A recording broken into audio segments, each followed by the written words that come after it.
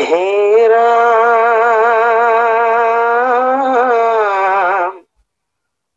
সেহি এক শৰণ ভজন পাম নুশুনৈ আন একো দেৱতাৰ নাম অব্যভিচাৰিণী তাকে ভুলয় ভকতি নাহিকে প্ৰয়াস আতি অল্পে সাধে গতি হেন শুনি কৃষ্টত বিনায় ধনঞ্জয় পুনৰূপী প্ৰভু ভৈলে মনত সংশয় হে ৰাম তোমাত ভকতি কৰো নেৰে কাম ক্ৰোধ সিজে পাপ কৰ্ম কৰৈ প্ৰাণিক বিৰোধ কৃষ্ণ কৃষ্ণ এতিয়া কৈছে যে কান্ত ভকতৰ যিটো লক্ষণটোত তেওঁ অব্যভিচাৰী ভকতি কথা কৈছে। ব্যভিচাৰিণী কাক কৈছে? যেতিয়া প্ৰভু ভগৱন্তত শৰণ লৈ বেলেগক কাকো উপদেৱতাক উপপতিৰ দৰে স্বামী বৰণ কৰে, সেইজনকো ভজে, সেইটো হল ব্যভিচাৰ। এতিয়া এইজনে কেৱল প্ৰভুত শৰণ লৈছে আৰু তেতিয়াও কোনো কালে কোনো সময়তে কোনো পৰিস্থিতিত অন্য দেৱতাক নভজে, সেই ভকতি অব্যভিচাৰিণী ভকতি বুলি কৈছে, অৰ্থাৎ ব্যভিচাৰ শূন্য ভকতি। এই ভকতিৰ কথা কৈছে। এতিয়া নাহিকে প্ৰয়াস আতি অল্পে সাধে গতি। আগতে সুধিছিলে অৰ্জুনে যে এই তোমাৰ ভকতি কথা যে কলা, এই ভকতি কৰোতে কিবা কষ্ট হয় নেকি, পৰিশ্ৰম কৰিব লাগে নেকি, কেনেকে যত্ন কৰিব লাগে, এইবিলাক সুধিছিলে। গতিকে ইয়াত এতিয়া কলে যিজনে ব্যভিচাৰ শূন্য ৰূপে প্ৰভুক ভকতি কৰিছে, সেইজনৰ কিন্তু কেৱল সেইখিনিয়ে যথেষ্ট। প্ৰভুৰ গুণ নাম শ্ৰৱণ কীৰ্তন ভকতৰ লগত কৰিছে, তাতে তেওঁ ৰতি প্ৰীতি হৈছে, তেওঁ কেৱল পোনপটীয়া ভাৱে আন একো শাস্ত্ৰ তত্ত্ব একো নাজানে, মাত্ৰ প্ৰভুক একান্ত ৰূপে হৃদয়ত লৈ সমস্ত তেওঁ অৰ্পণ কৰিছে প্ৰভুত, আৰু ভকতৰ সংগত থাকি তেওঁ আগবাঢ়িছে। এইদৰে জীৱন পাৰ কৰা জনৰ ভকতি অব্যভিচাৰিণী ভকতি। সেই ভকতিত কিন্তু একো বেলেগকৈ প্ৰয়াস, পৰিশ্ৰম, যত্ন এইবিলাক খুব মানে সেয়া কষ্টদায়ক, ক্লেশদায়ক তেনেকুৱা একো নাথাকে। মাত্ৰ প্ৰভু ভগৱন্তৰ গুণ নাম অতি সুখেৰে অতি আনন্দেৰে শুনি তেওঁ সংসাৰত সময় পাৰ কৰিব লাগে। অৰ্থাৎ এই ভকতি যি অব্যভিচাৰিণী ভকতি বুলি কৈছে, সেই ভকতিত কোনো পৰিশ্ৰমৰ কথা তাত নাই। অৰ্থাৎ সেয়া ভকতজনৰ বাবে তেওঁ অতি সহজেই শুদ্ধ ভকতিৰ তেওঁ পাত্ৰ হয়। অৰ্থাৎ তেওঁৰ বাবে এয়া ভকতি সুলভ হল। এই কথাটো আমাক কলে। হেন শুনি কৃষ্ণত বিনায় ধনঞ্জয় পুনৰপি প্ৰভু ভৰিলে মনত সংশয়।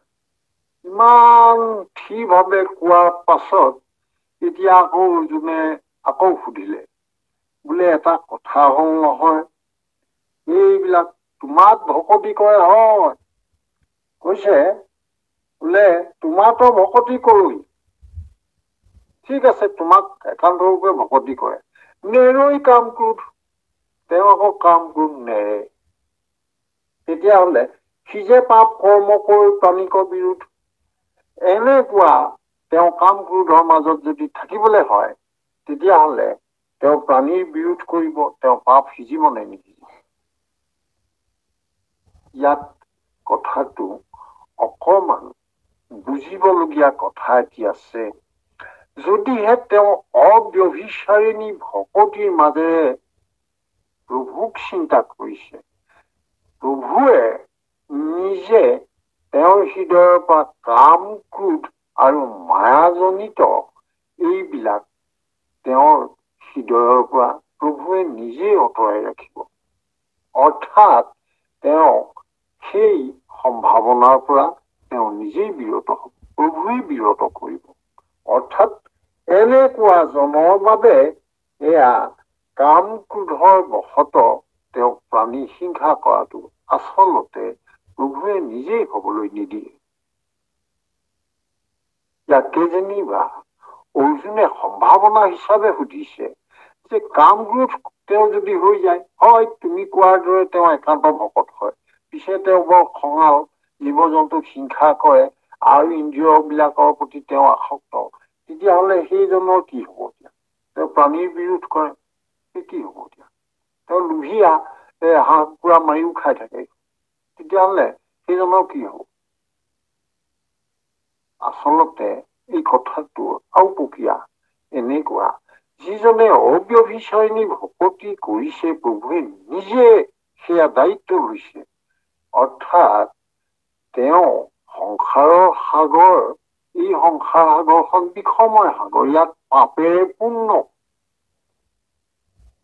এতিয়া যদিহে ভকতিয়ে সেই পৰম উদ্ধাৰৰ সেতুডালৰ সৃষ্টি কৰে, তেতিয়াহলে সেই সেতুৱেদি যাওঁতে এই বিষ বাষ্পই চুব কেনেকৈ?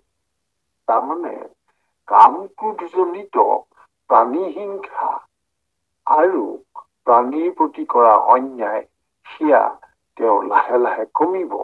কাৰণ আমাক পূৰ্বেও এটা কথা স্পষ্ট কৰা হৈছে শাস্ত্ৰৰ বিভিন্ন ঠাইত, যিজনে ভকতিত একান্তৰূপে মজ্জিত হৈছে, তেওঁ আৰু যদিহে তেওঁ পৰিয়ালৰ সকলোকো যদি সেই একে পথেৰে বাট বুলিবলৈ শিকাইছে, সেই পৰিয়ালত মায়াৰ কিন্তু সহজে তাত মায়াই ক্ৰিয়া কৰিব নোৱাৰে। যদি মায়াই ক্ৰিয়াই কৰিব নোৱাৰে, তেতিয়াহলে ইন্দ্ৰিয়বিলাক কেনেকৈ সেই ইন্দ্ৰিয়ই প্ৰবল হব পাৰিব? নিশ্চয় নোৱাৰে।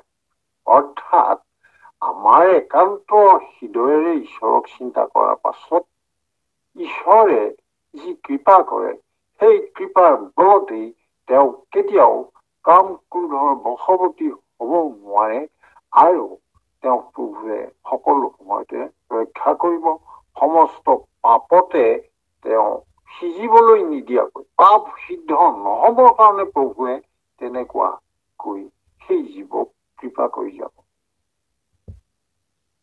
এই কথাটো কৈছে। কিন্তু আমি যদি অকণমান পোনপটীয়াকৈ যাওঁগৈ, তেওঁ বোলে অৰ্জুনৰ আগতো আৰু কৃষ্ণই কৈ থৈছে, এখনীয়া মানুহ ভকত, হাঁহ পাৰ মাৰি খাই যিকোনো কৰি থাকিলেও একো নহয়, কৃষ্ণই দিগদাৰ নকৰে, তেনেকুৱা কথা নাই কোৱা। সেইকাৰণে আমাৰ শাস্ত্ৰসন্মত ভাৱে এতিয়া প্ৰভু ভগৱন্তৰ কথাখিনি আমি সেইমতেহে হৃদয়ত লব লাগিব। কাৰণ আমি কৈছো, কায় বাক্য মনেৰে প্ৰভুত আমি নিজকে অৰ্পণ কৰাৰ পিছত আমাক বাৰু প্ৰভুৱে আমাৰ কায় বাক্য আৰু মন বিচলিত কৰাব নেকি? নিশ্চয় নকৰায়। এয়া হল আমাৰ বাবে অতি আশাব্যঞ্জক কথা, যে আমি বেলেগকৈ কাম ক্ৰোধ লোভ মোহক দমন কৰিবলৈ যত্ন কৰাৰ কোনো প্ৰয়োজন নাই। সেয়া একান্ত ৰূপে প্ৰভুৰ কৃপাত নিজেই সেয়া সম্ভৱ হব। ভাল কৃষ্ণ মাত আগবাঢ়ক। কৃষ্ণ কৃষ্ণ কৃষ্ণ। কৰৈ হিংসা লৈ প্ৰাণ পলু পিম্পৰাৰ, আন দেৱ কিবা অপৰাধী ভৈল তাৰ। শংখ চাগ কাটি পুজিবাক কিবা দুখ, চিদিয়োক দেৱ হৃদয়ৰ সন্তোষ। এই ৰাম বুৰন্ত কেশৱে শুনা ইহাৰ উত্তৰ, শোকনৰ যদ্যপি পৰম দুৰাচাৰ।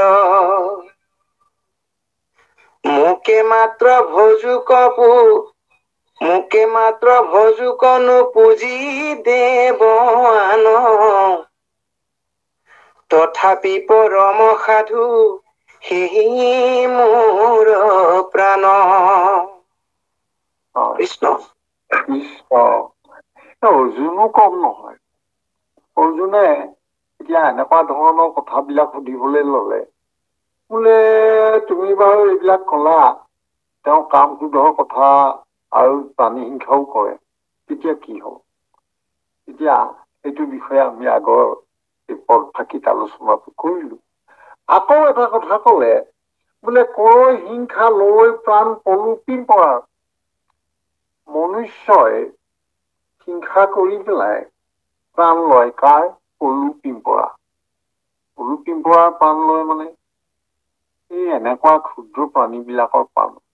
আৰু পলু পিম্পৰা নোলোৱাও নহয়, মানুহে প্ৰাণ লয়।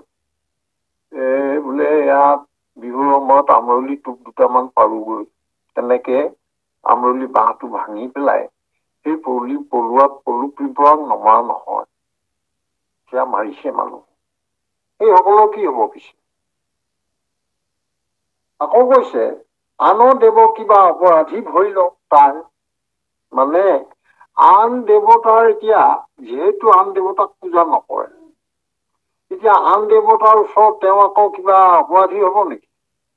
সেইফালেও আকৌ কথা এটি সুধিছে অৰ্জুনে।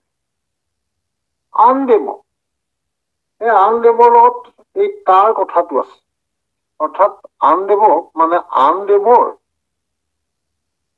যিহেতু পূজা পাতল নকৰে, এতিয়া আন দেৱৰ বাবে তেওঁ আকৌ দোষী হল নেকি?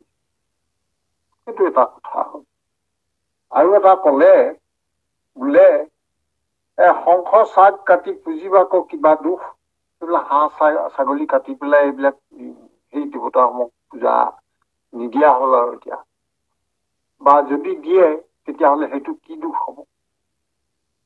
এইবিলাক আন দেৱতাৰ ওচৰত দুখ হব নহয়। যদি নিদিয়ে তেতিয়াও দুখ হব, আৰু যদি দিয়ে তেতিয়াও প্ৰাণী হিংসা হব। এইবিলাক ক্ষেত্ৰত সেইজন কেনেকে ৰক্ষা পাব? আৰু এটি কলে, শৌক নৰ, এতিয়া প্ৰভুৱে তেতিয়া এটা কথা কৈছে, শৌক নৰ যদ্যপি পৰম দুৰাচাৰ। তুমি কোৱাৰ দৰে কোনোবা এজন যদি দুৰাচাৰ হয়, প্ৰাণী হিংসা কৰে, স্বাৰ্থৰ কাৰণে এয়া হাঁহ পাৰ বলি দি পেলাই আন দেৱতাকো পূজা কৰে, বা আন দেৱতাক পূজা নকৰাৰ বাবে তেওঁ দুখীও হল আন দেৱতাৰ দৃষ্টিত, আন দেৱতাৰ ওচৰত, তেতিয়াহলে কি হব? এতিয়া কৈছে, সেইজনে এই তুমি কোৱাৰ দৰে যিমানবোৰ দুৰাচাৰ কৰ্ম হল, সেই কৰ্মৰ বাবে মোকে মাত্ৰ ভজুক নুবুজি দেৱান, তথাপি পৰম সাধু সেহি মোৰ প্ৰাণ। এতিয়া তেওঁ যিহেতু একান্ত ৰূপে মুখে ভজিছে, সেইকাৰণে সেইজনে তেওঁ এইবিলাক যিবিলাক দুৰাচাৰৰ কথা কলা, সেই সমস্ত পাপৰ পৰা মই তেওঁক ৰক্ষা কৰি চলিম, এই কথাটো আগতেও কোৱা আছে। অৰ্থাৎ যিজনে একান্ত ভকতে, যিজন ভকতে কেৱল প্ৰভুক চিন্তা কৰে, তেওঁ পৰম ভাৱে এই নামৰ মাজত থাকি এনেকুৱা এটি অৱস্থা, যিটো অৱস্থা তেওঁৰ জীৱনলৈ কেতিয়াও নাহে, সেইটো হৈছে সেইজন নাম লৈ ভকত হিচাপে, কৃষ্ণ ভকত হিচাপে হাঁহ পাৰ জানো তেওঁ কাটিবলৈ যাব?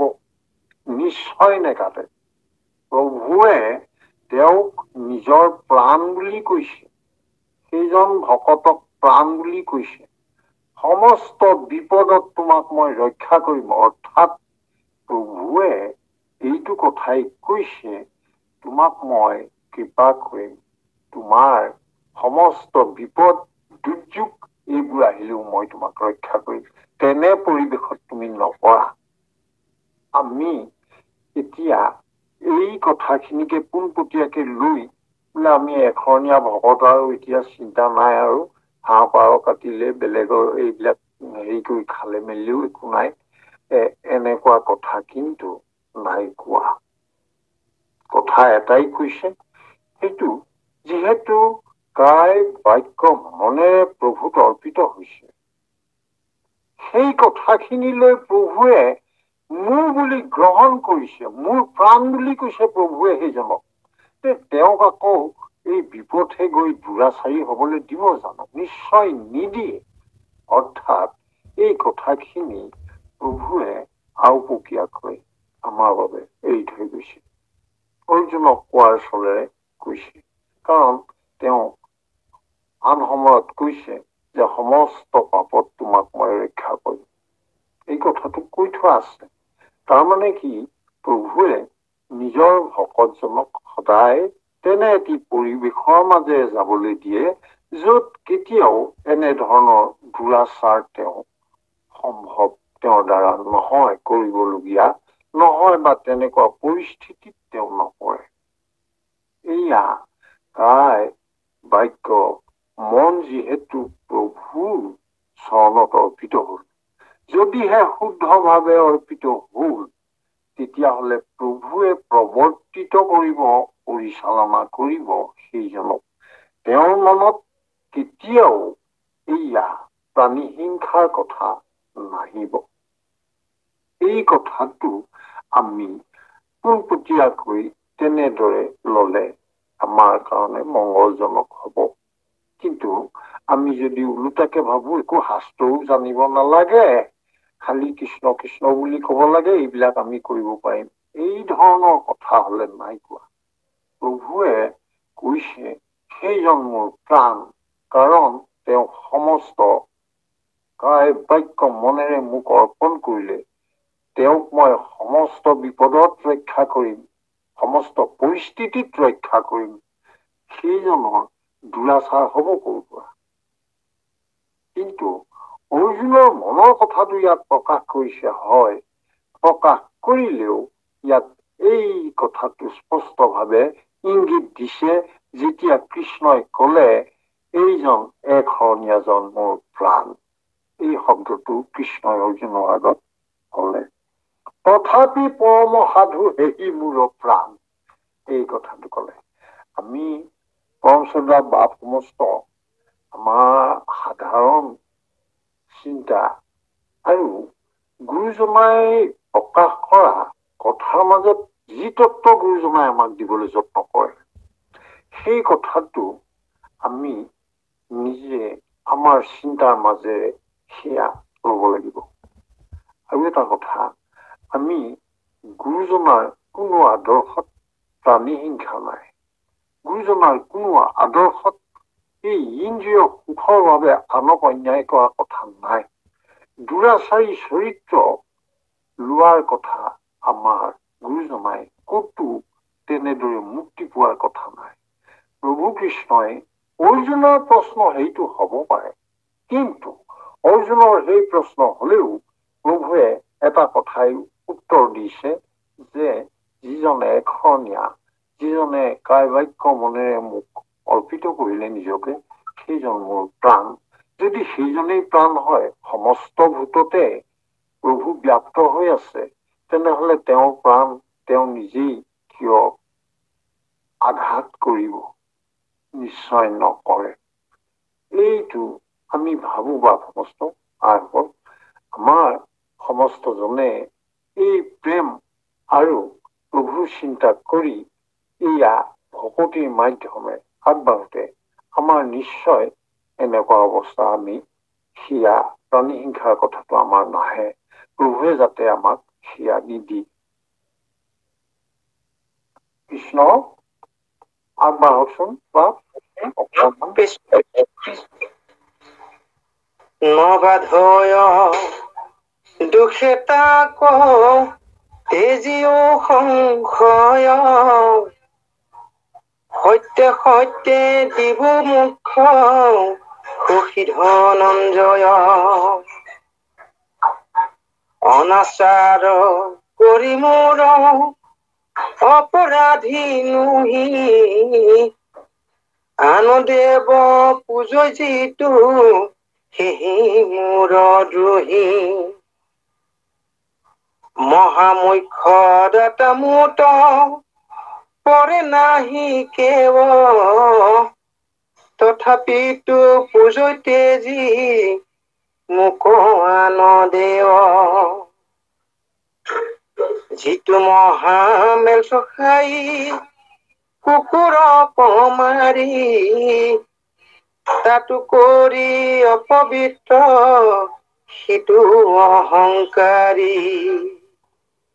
কৃষ্ণ এতিয়া আমি যিখিনি কথা পাতিছিলো অৰ্জুনৰ প্ৰশ্ন, এতিয়া প্ৰভু ভগৱন্তই একেবাৰে মুখনি মাৰি কলে, নবাধৰ দুখে তাক তেজিও সংশয়।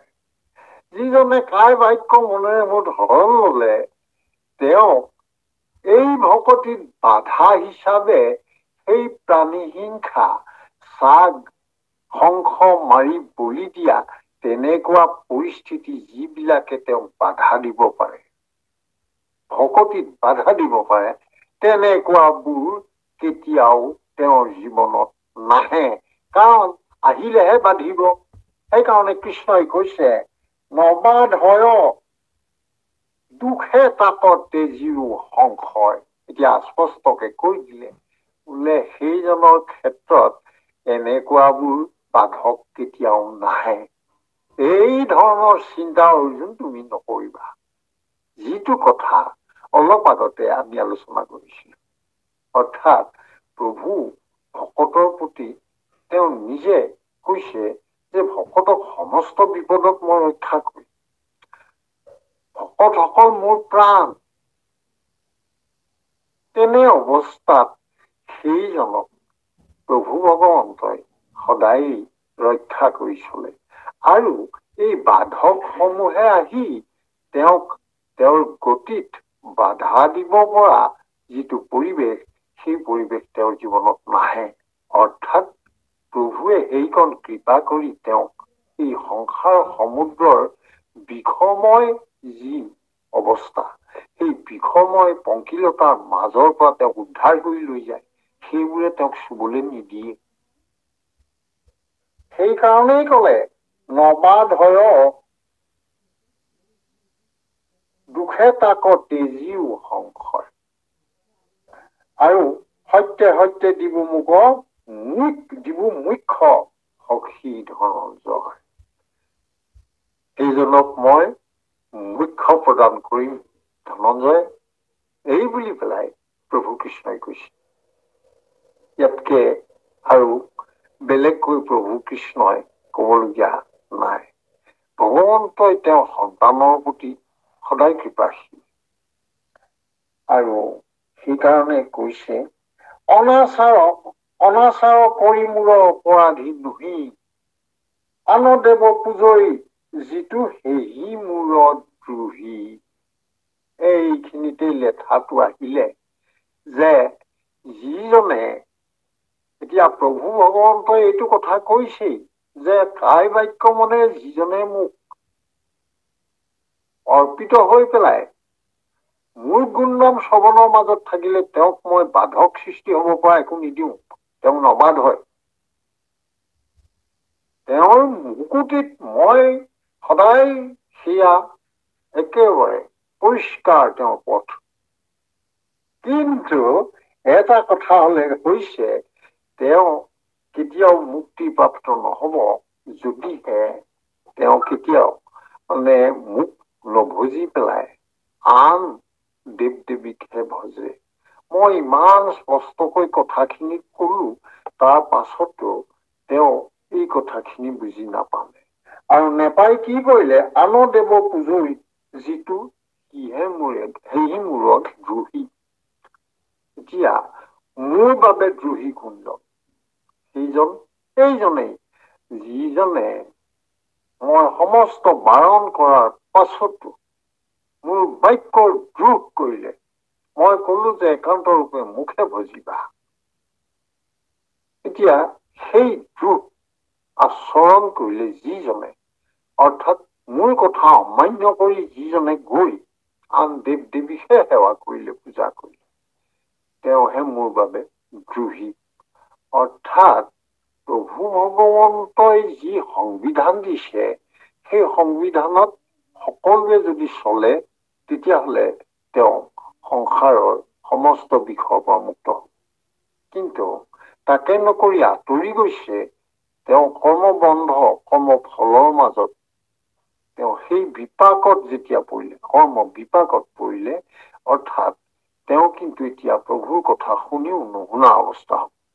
অৰ্থাৎ সেইজন এতিয়া দ্ৰোহী হোৱাৰ দৰে হ'ল, কাৰণ প্ৰভুৰ কথা তেওঁ এতিয়া পালন কৰিব নোৱাৰা অৱস্থা হ'ল। কৰ্ম বিপাকত পৰিলে তেওঁ এতিয়া দ্ৰোহ কৰাৰ দৰেই হ'ল। সেইকাৰণে আৰু কলে, মহামুখ্য দাতা মুঠ পৰে মাহিকে। প্ৰভু ভগৱন্তই কৈছে, হেৰা অৰ্জুন,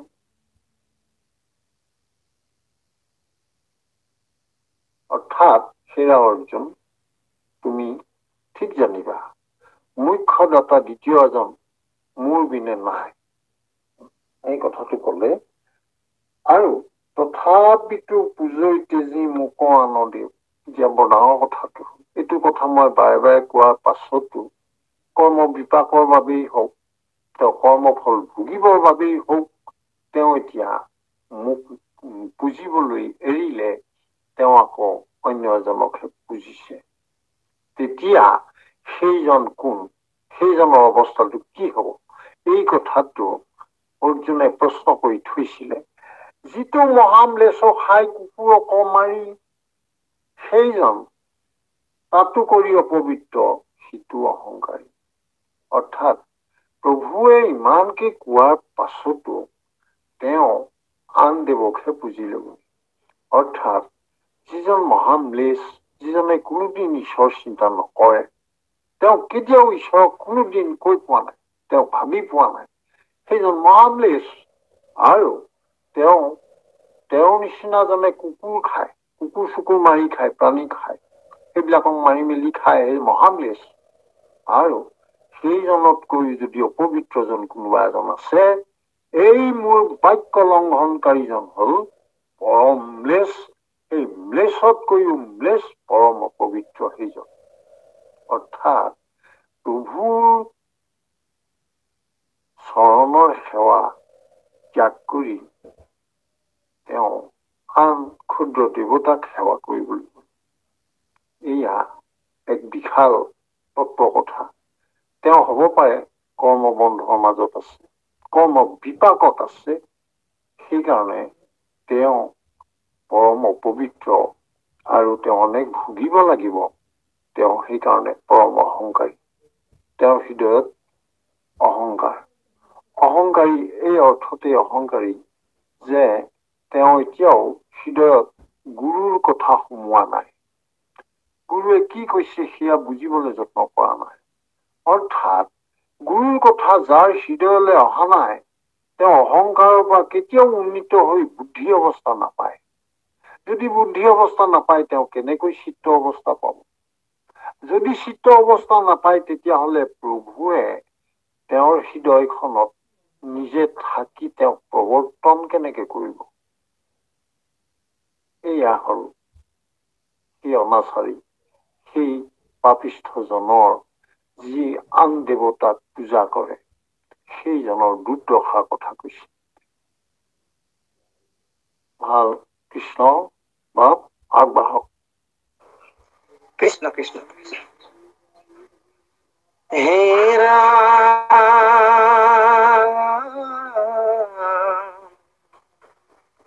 দেখিবোৰ দিব লাগে নাহিয়া তো ছিদ্ৰ চণ্ডাল আৰু শস্যহে নখেয় পবিত্ৰ যিয়ে নিজ পিতৃক কৰিলে অপমান ব্ৰহ্মাণ্ডতো নাহি পাপি তাহাৰ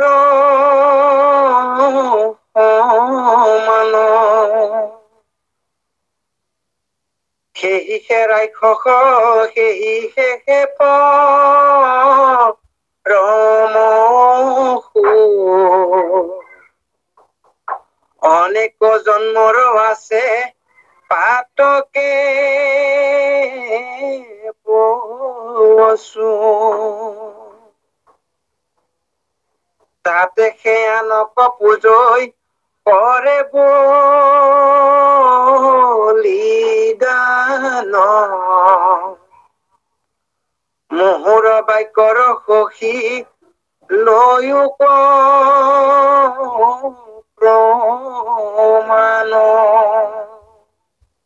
মাৰ হ'ব মাৰ কৃষ্ণ এই যিজনে প্ৰভু ভগৱন্তই বাৰে বাৰে কোৱাৰ পাছতো যিজনৰ হৃদয়ত কেতিয়াও প্ৰভুৰ প্ৰতি সেয়া চিন্তা নাহিলে, প্ৰভুক ভজিবৰ কাৰণে হৃদয়লৈ এবাৰো ভাৱ নাহিলে, সেইজনক দেখি বুৰ দিব লাগে বুলি কৈছে।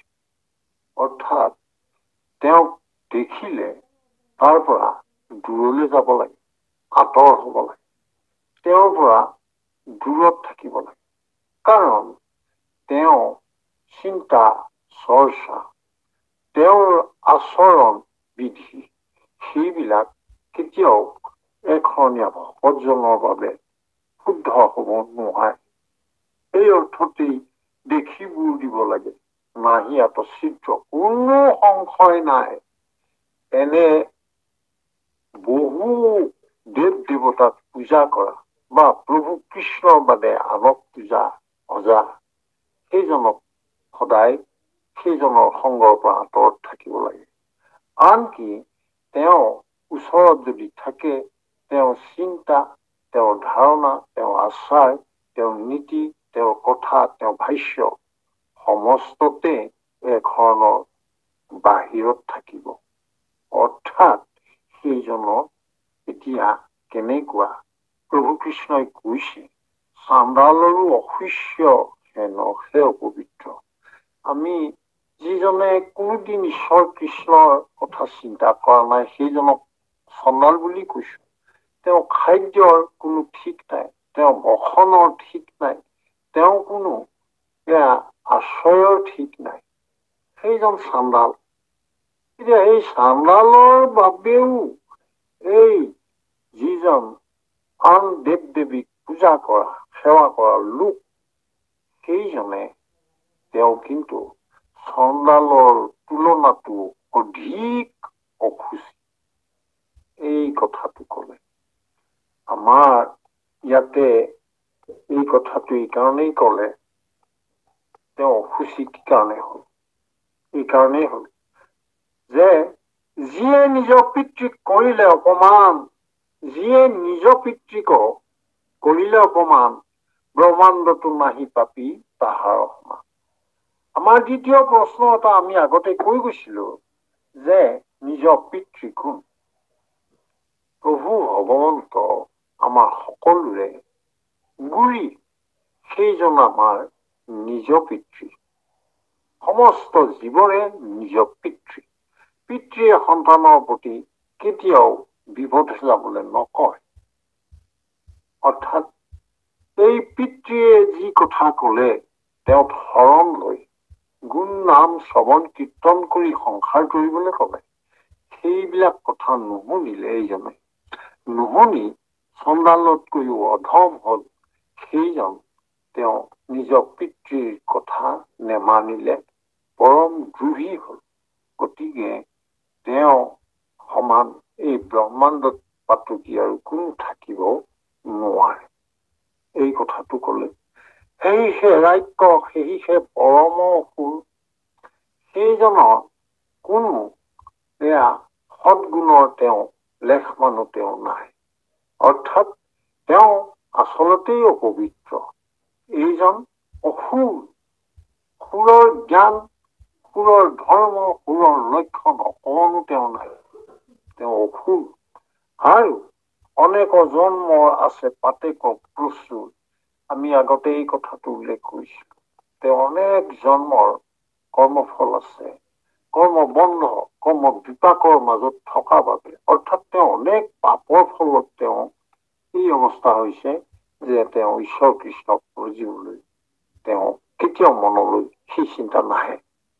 এই কথাটোকে কৈছে, তাতে সে আনক পূজৈ কৰে বলিদান, মুহুৰ বাক্যৰ সখী লৈও প্ৰমাণ। এতিয়া প্ৰভু ভগৱন্তই ভিন্ন ভিন্ন ঠাইত তেওঁ কেইবাবাৰো অনেক ঠাইত কৈছে। অকল আজিয়েই কোৱা নহয়, অৰ্জুনৰ আগত কোৱাই নহয়, বিভিন্ন সময়ত কৈছে। তেওঁ বাক্য শিলৰ ৰেখা একেটা কথাই তেওঁ কৈছে। এই কথাটো হৈছে যে এইজনৰ আজন্ম অনেক জন্মৰ পাপ সঞ্চিত হৈ আছে, যাৰ বাবে তেওঁ আনক পূজা কৰে, আন দেৱ দেৱীক পূজা কৰে, তাত বলি বিধান আছে, সেইবিলাক কৰে। আৰু মই সেইজনক তেওঁ পূৰ্বজন্মৰ ফলৰ বাবে তেওঁ মোক কেতিয়াও নাপায়। তেওঁ আৰু বহু বাকী আছে, সেই পংকিলতাখিনি ভুগি শেষ নোহোৱালৈকে তেওঁ মোক পাবৰ বাবে যোগ্য নহব। এই কথাটো মই বহু ঠাইত কৈছো। অৰ্থাৎ মোৰ বাক্যকে প্ৰমাণ হিচাপে লোৱা মই বিভিন্ন সময়ত কৈছো। এয়া হল কথা। আৰু দুটামান কোট যাওক, আজি আমাৰ কাৰণে 8:30 বাজিলেই, কেতিয়া সময়বিলাক গলগৈ। আৰু আমি বিয়া ভাগো আছে, তালৈও যাম। আমাৰ ওচৰতে আছে, সেই তালৈ যামগৈ 9টা 9:30 মানত। আৰু সেইকাৰণে আমাৰ সময়মতে এইখিনি আমি সামৰণি মাৰিব লাগিব। শ্ৰদ্ধা বনিয়াবাদ, আপুনি আৰু 2টি কোট যাওক, আৰু আমি আশা কৰো এই 2টি কোটৰ পিছতে সামৰিব পৰা হ'ব। আমাৰ সঞ্চালক পাপলেও, সঞ্চালিকা আহিলেও সেৱা জনাইছো। কৃষ্ণ কৃষ্ণ কৃষ্ণ কৃষ্ণ। হেৰা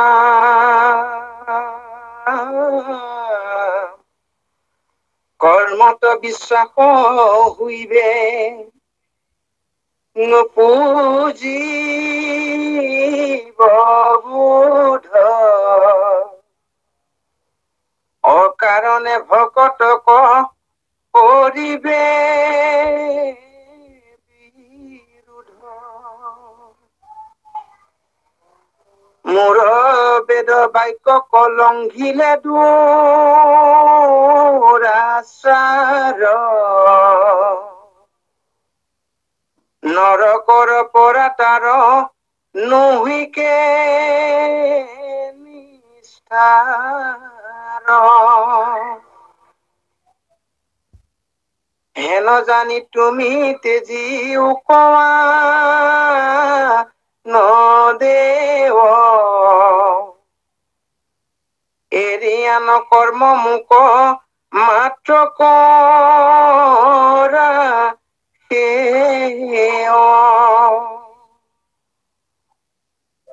আন দেৱ ধৰ্ম মানে মায়াময়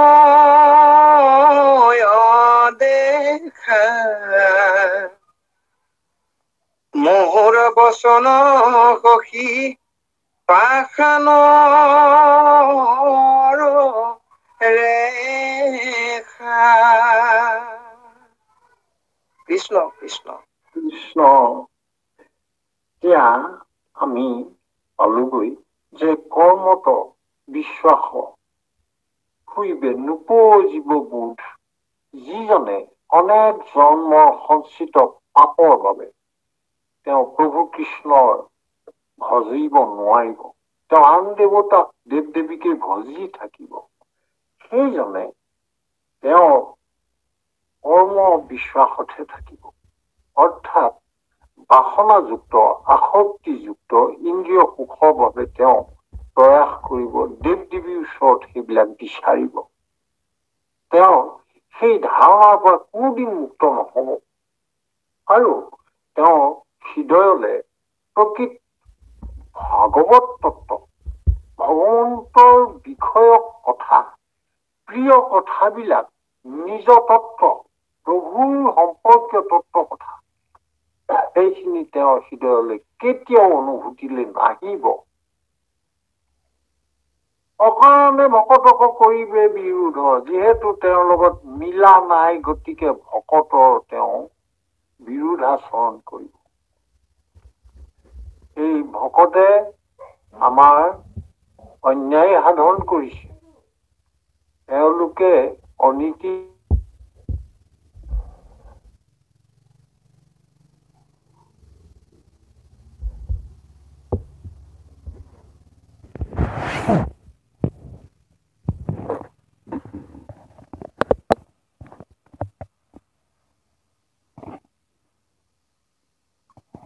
এয়া হল সেইজন যিজনে অনেক জন্মৰ কৰ্ম ফল ভুগি আছে, যিজনে প্ৰভু কৃষ্ণৰ ভজাটো দূৰৰে কথা, তেওঁৰ কথাই নুশুনে, আৰু যিজন ভকতে প্ৰভু কৃষ্ণৰ কথা পাতে সেই ভকতজনকো তেওঁ দেখিব নোৱাৰে, সমালোচনা কৰে, বকে বোলে এইকেইজনেই সংসাৰখন ভাঙি টুকুৰা টুকুৰ কৰিছে, সমাজখন ভাঙি চিঙি শেষ কৰিছে, অৰ্থাৎ এনেদৰে সমালোচনা কৰিব।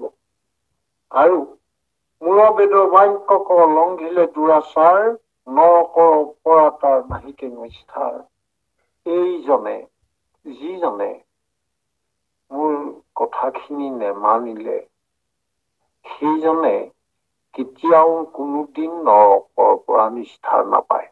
আমি আৰম্ভণিতে কৈছিলো তৃতীয় প্ৰশ্নটো, সেইটো হৈছে কোনে নৰকৰ পৰা কোনোদিন নিষ্ঠাৰ নাপাব, কোনজনে নাপাব? সেইজনেই নাপাব যিজনে অনেক দেৱ দেৱীক ভজে, কিন্তু তেওঁ সেয়া ভজে তেওঁ নিজৰ আসক্তি বাসনা পূৰণৰ কাৰণে। তেওঁ প্ৰভু কৃষ্ণৰ হাজাৰ এয়া উপদেশ বাক্য, পিতৃবাক্য, কাৰণ নিজৰ পিতৃ বুলি ক'লে ঈশ্বৰ কৃষ্ণক বুজায়, নিজৰ পিতৃবাক্য লংঘন কৰিলে। এতিয়া এইজনেই সেই তৃতীয় প্ৰশ্নৰ এইজনেই যে কোনজনে নৰকৰ পৰা কেতিয়াও উদ্ধাৰ নহয়, এইজনেই নহয়। এই কথাটো স্পষ্ট হল। আৰু আটাইতকৈ ডাঙৰ কথা, অৰ্জুনক কৈছে এই গোটেইখিনিকে তুমি শুনিলা, তোমাৰ মনৰ মাজৰ পৰা কৰ্ম আৰু জ্ঞান সম্পৰ্কে যি ধাৰণা সেইবিলাক পাহৰি যোৱা, একান্ত ৰূপে এক শৰণত থাকি কায় বাক্য মনেৰে মোক সেৱা কৰা, মোক ভজা। মোক ভজাটো ভকতি পন্থত অতি সহজ, মাত্ৰ একান্ত শৰণীয়া হোৱা, কায় বাক্য মনেৰে কেৱল মোক ভজিবা। আৰু ভজিবলৈ উপায়টো এটাই, মোৰ গুণ নাম শ্ৰৱণ কীৰ্তন কৰা ভকতৰ লগত থাকা, আৰু কেৱল মোৰ গুণ গান গাই তুমি জীৱনটো পঢ়াই কৰা। এইখিনি কথা কলে, আৰু যে এতিয়া যিজনে এইখিনিকে নকৰে সেইজন হল তেওঁ সদায় নৰকতেই থাকিব, উদ্ধাৰ নহব। আমাৰ চতুৰ্থ প্ৰশ্নটো আছিলে পাষাণৰ ৰেখা কি? আমি ভাগৱত শাস্ত্ৰৰ বিভিন্ন সময়ত পাষাণৰ ৰেখা শব্দটো পাওঁ। তাত সাধাৰণ অৰ্থত পাষাণৰ ৰেখা মানে শিলত এডাল ডাঙৰ ঘাঁ লগাকৈ আঁচ মাৰিলে সেয়া বতাহ বৰষুণ, সেয়া বিভিন্ন প্ৰাকৃতিক পৰিৱেশত বা সেয়া ধ্বংসপ্ৰাপ্ত নহয়, মোচ খাই নাযায়, স্থায়ী। অৰ্থাৎ পাষাণৰ ৰেখা বুলি কলে এতিয়া আন দেৱ ধৰ্ম মানে মায়াময় দেখা, এই কথা। আন দেৱ দেৱীৰ সেইসকলৰ জৰিয়তে, সেইসকলৰ উপাসনাৰ জৰিয়তে আসক্তিযুক্ত কৰ্মত নিজকে লিপ্ত হৈ তাতে বৰ্তি থকা, এই যিটো কথা, এয়া সদায় মায়াময়। ই কেতিয়াও স্থায়ী মনুষ্যৰ কল্যাণ সাধন কৰিব নোৱাৰে। আৰু সেইটোকেই কলে মুহুৰ বচন, প্ৰভু কৃষ্ণই এই বচনকে কলে, সখী বুলি পেলাই ধনঞ্জয় কৈছে, হীৰা সখী ধনঞ্জয়, মই যি কথা কলো সেই কথাই হৈছে পাষাণৰ ৰেখা। অৰ্থাৎ প্ৰভুৰ কথা, কাৰণ প্ৰভু নিজে অভিজ্ঞ চৰাত এই কথাটো আমি ভাগৱতৰ আৰম্ভণিতেই পাইছো, প্ৰথম মংগলাচৰণৰ শ্লোকতেই আছে। প্ৰভুৱে সমস্ত জ্ঞানৰ অধিকাৰী, অৰ্থাৎ প্ৰভুতকৈ দ্বিতীয়জন পৰম জ্ঞানী কেতিয়াও হ'ব নোৱাৰে। সমস্ত জ্ঞান, সমস্ত বিদ্যা, সমস্ত সৃষ্টি মহিমা, যশ গুণ সমস্তৰ অধিকাৰী এজনেই উত্তম, সেইজনেই হৈছে প্ৰভু ভগৱন্ত। আৰু তেওঁ কোৱা কথা পাষাণৰ ৰেখা। ভাল পৰম শ্ৰদ্ধা বা সমস্ত আহোক, আমি সময়ে আমাক অনুমতি নিদিয়ে, নতৰা হলে বেছি সময় নাই, এইখিনিতে আমি আজিলৈ সামৰিব বিচাৰিছো।